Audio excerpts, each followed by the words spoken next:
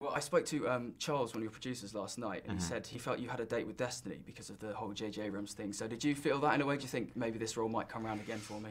I had no idea. It's one of those things where when you don't get the role the first time, you go, okay, cool, that's done now, and you don't think it's going to come around again so soon.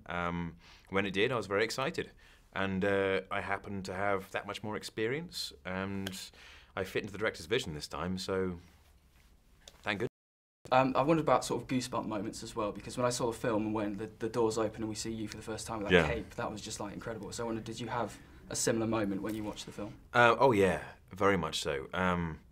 I couldn't name them because it happens so often, and it sounds crazy to say that. It sounds like I'm just, just plugging the movie, but I genuinely sit there, and I've seen it 6 times now, and each time I'm getting that like, ooh moment, especially in the third act, especially. I've got to ask about the flying as well, because the old films, they were kind of almost leisurely, how he takes off and flies, but you're like pure velocity, really. So what's it kind of like, mechanics-wise, filming it? Are you kind of suspended and with a wind machine? Are you just kind of... No, it's just a movement which I do, which is then taken over by CGI, and they use my movement to create the effect.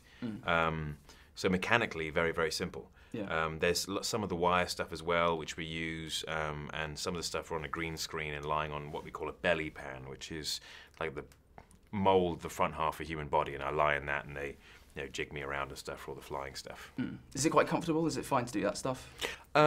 It's not overly uncomfortable. It's just one of those things. You learn how to. I mean, sure, it's not a very natural state, but you learn how to deal with it. You mentioned the action as well.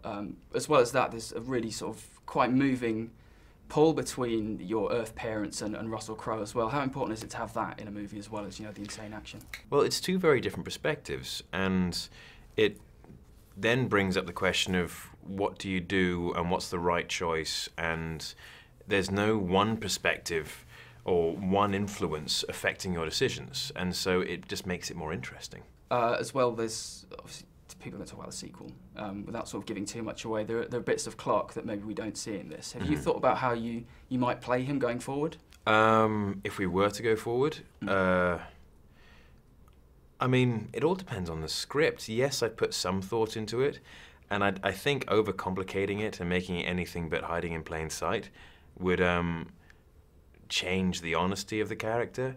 I mean, Clark has always been the way Clark is, and he spent his entire life doing that. And so now it's just a matter of adapting to the new environment, and as opposed to sort of changing or playing a character. Very finally as well, I know you're sort of a big fan of Warcraft. Have you given Duncan Jones a call yet, or will Man from U.N.C.L.E. take you out of potentially appearing in that movie? I have not given him a call yet, and I have no idea what the future holds. Man from U.N.C.L.E. is what my focus is on for the time being.